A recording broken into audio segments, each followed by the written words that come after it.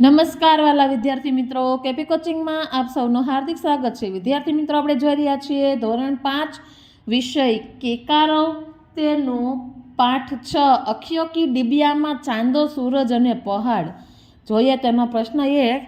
નીચે આપેલા પ્રશ્નના જવાબ માટે યોગ્ય વિકલ્પ પસંદ કરી તેનો ક્રમ ખાનામાં લખો। પહેલું, જળપરી કાવ્યમાં કયા સંગીત વાદ્યની વાત આવે છે? જવાબ આવશે બ, વાંસળી। બીજું, જળપરીનું કયું આભૂષણ તૂટી જાય છે? તો જવાબ આવશે અ, ઝાંઝર। 3, ડુંગર પરથી શું છૂટે છે? જવાબ આવશે ક, વાદળ। 4, તરણાને ના હોય હલેસામાં તરણા એટલે શું? જવાબ આવશે અ, ઘાસના તણખલા। 5, આકાશમાંની વાદળીઓ કેમ ઝૂકી જાય છે? જવાબ આવશે ક, જળથી ભરેલી છે। નંબર 2, કાવ્યમાંથી સમાન અવાજવાળા શબ્દો શોધીને લખો। પહેલું, સરતા, તો જવાબ આવશે ઝરતા। બીજું, ઝૂકી, તો ફૂકી।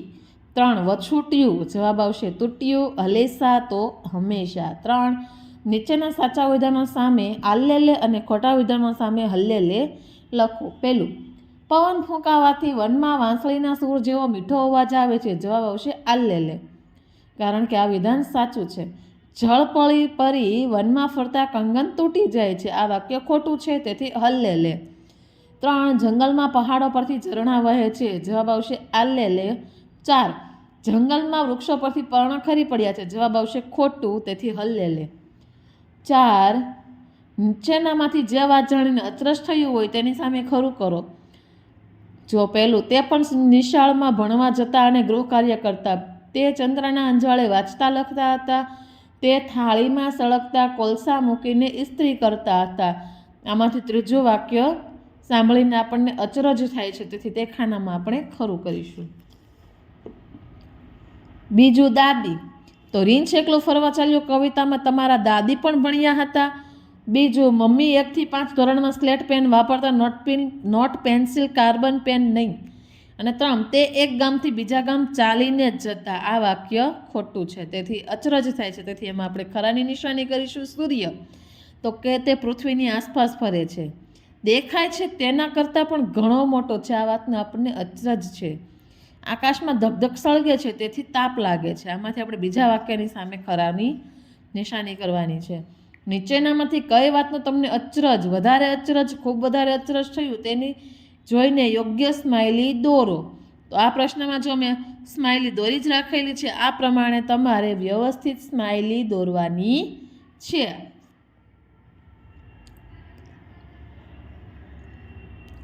6, છોકરાને જાણવાની ઈચ્છા હોય તેની સામે હા અને ન જાણવાની ઈચ્છા હોય તેની સામે ના લખો। પહેલું, ચંદ્રના દુઃખનું કારણ શું હશે? તો છોકરાને જાણવાની ઈચ્છા છે, હા। બીજું, ચંદ્ર રોજ દૂરના પર્વત પર શા માટે જાય છે? હા।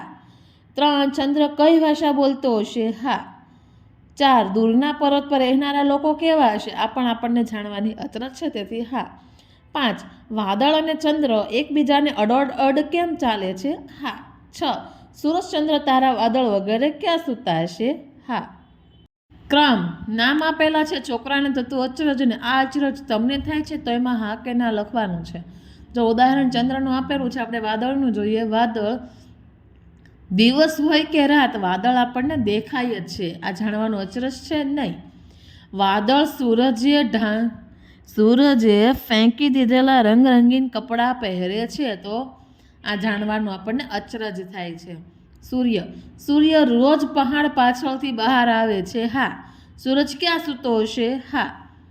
તારા ક્યાં સૂતા હશે? હા। તારા ચંદ્ર સાથે વાતો કરતા હશે? તો તેમાં પણ હા। 8, વાર્તામાં બન્યું હોય તો આહાહા અને ન બન્યું હોય તો ઉફ લખો।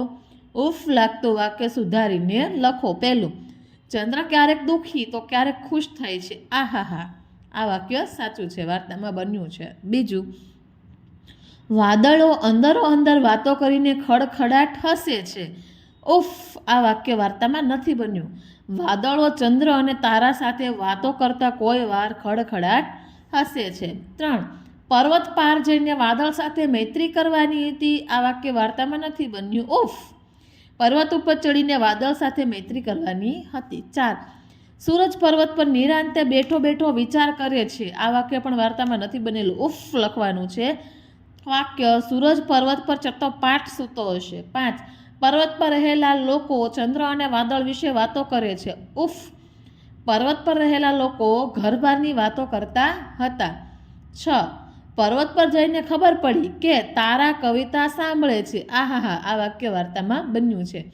7 છેવટે છોકરાને કોઈ રંજ ન રહ્યાનું અચરજ થયું. ઉફ, વાક્ય છેવટે છોકરાને કઈ અચરજ ન રહ્યાનો રંજ રહ્યો. પ્રશ્ન 9 આપેલા વાક્યનો સાચો અર્થ હોય તે વિકલ્પ સામે ખરું કરો. પહેલું, છોકરાને થયું અન્યનું પગેરું વગડાઉ પ્રાણીઓ જોશે, કદાચ કોઈ દિવસ એને ઘરે મળવા આવશે. તો જો અહીં આપણને 3 વાક્યો આપેલા છે. છોકરાને થયું વનમાં પશુઓ મારા પગની છાપ જોઈને ભાગ્યે જ ઘરે વાતો કરવા આવશે. છોકરાને થયું જંગલી જાનવરો મારા પગની છાપ જોઈને ક્યારેક ઘરે મળવા આવશે. અને છોકરાને થયું જંગલી પ્રાણીઓ મારા પગ જોઈને ઘરે પૂછવા માટે આવશે. આમાંથી સાચો અર્થ છે બીજું, તેના પર ખરું કરવાનું છે. બીજું, પર્વત ઉપર જવાથી છોકરાને અંબરનું સઘળું રહસ્ય સમજાઈ જશે. તો છોકરાને પહાડ ઉપર જવાથી ગગનનું કેટલુંક રહસ્ય ખબર પડી જશે, કે ડુંગર પરથી છોકરાને અંબરનું થોડુંક રહસ્ય સમજાશે, કે પછી છોકરાને પહાડ પરથી આકાશની બધી છુપી વાતોની ખબર પડી જશે. આમાંથી ત્રીજું વાક્ય આપણને સૂટ થાય છે, તેનો અર્થ છે સાચો. 3 નાનકડા છોકરા પર્વતની ટોચ ઉપરથી ચંદ્રને તળેટી તરફથી આવતો જોતા હતા અને પોતાની જેમ તળેટીએ જઈને ચંદ્રનો ભેટો કરવાનો વિચાર કરતા હશે. આ વાક્યમાં બીજું વાક્ય તેનો અર્થ છે પર્વત પરના નાનકડા છોકરા ચંદ્રને નીચે આવતો જોઈને મળવાનું વિચારતા હશે. હવે જોઈએ પ્રશ્ન 10. વાર્તામાં નીચેના કુદરતી તત્વોને માણસ જેવા કયા કામ કરતા બતાવ્યા છે તે વિચારીને લખો. પહેલું છે સૂર્ય, તો માણસ જેવું કામ, સૂર્ય છતો પાઠ સૂતો હશે. બીજું ચંદ્ર, તો કે ચંદ્ર ગમગીન અને રાજી થતો હતો. 3 તારા, તારા કવિતા બોલતા હતા. 4 વાદળ, તો કે વાદળો તાળી પાડતા હતા. થેન્ક યુ વિદ્યાર્થી મિત્રો.